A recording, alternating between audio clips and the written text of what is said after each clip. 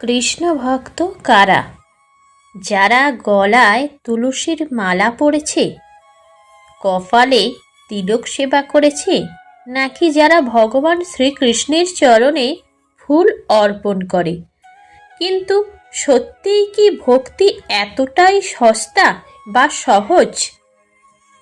তুমি কি আসলেই কৃষ্ণকে জানো, নাকি লোক দেখানোর জন্য শান্তি খুঁজে চলেছ? কৃষ্ণকে জানা শুধু তার ছবি দেখেই নয়, কিন্তু বরং নিজের ভিতরের অহংকারকে নষ্ট করে দাও। কৃষ্ণ ভক্তি আসলেই কি মীরার মতো ভালোবাসা, নাকি সুদামার মতো বিশ্বাস, নাকি অর্জুনের মতো ত্যাগ, নাকি রাধার মতো আত্মত্যাগ? ভক্তি বলে কয়ে হয় না, বরং মন থেকে হয়, মেনে নেয়ার মাঝে। যেখানে তুমি বলতে পারো যে কানহা, তুমি আমাকে যা দেবে সেটাও তোমার, আর যা নেবে সেটাও তোমার। ভক্তি তো সেটাই, যেখানেই তুমি কৃষ্ণের কাছ থেকে কিছুই চাইবে না, বরং তার মাঝে জীবন জুড়ে যাওয়াটাই হলো কৃষ্ণ ভক্তি।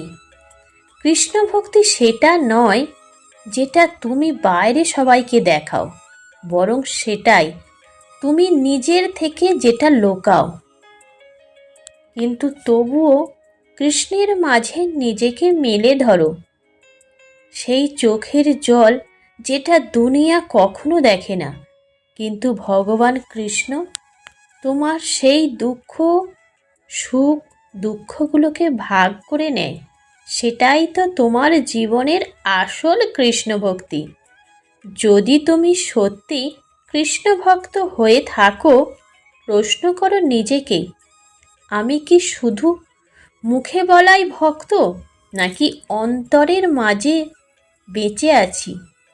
কৃষ্ণকে তারাই পায় যারা মন থেকে অন্তর আর ভক্তি দিয়ে দেখতে চায়। হরে কৃষ্ণ।